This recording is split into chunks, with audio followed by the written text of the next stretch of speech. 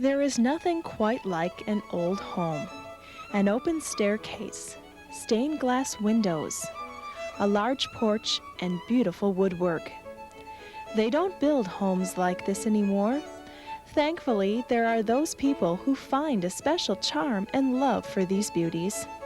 History of the Heartland takes you on a very special inside tour of 3 of Waseca County's grand old homes.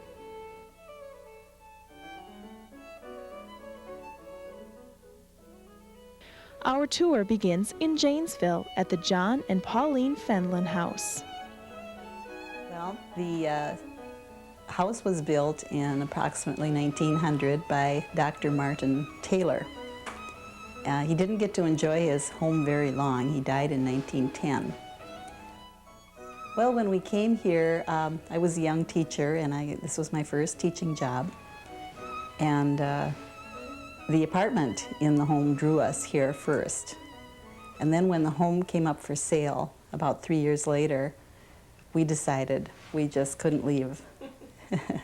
We already were in love with the home, but we didn't realize the extent of the repairs and the upkeep of a major house like this, the size of it. But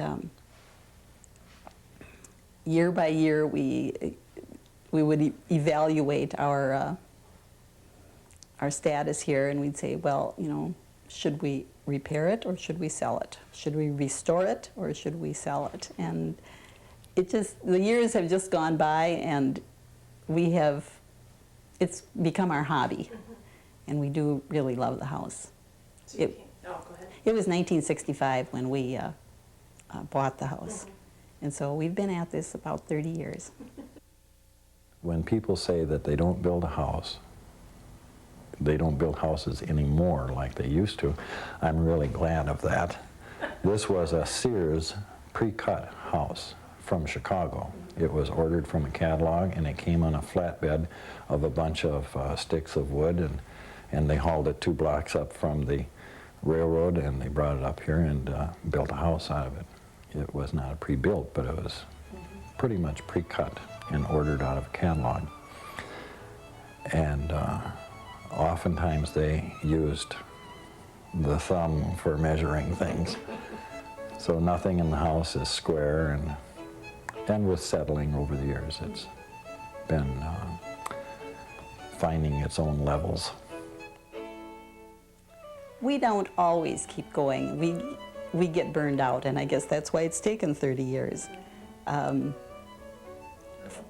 For one thing, yes, we love the history of the house, and I feel that, for my part anyway, I'd like the house to be something that Janesville can be proud of. It's a part of the Janesville history, and I'd like to make sure that it remains that for the next 100 years, if possible.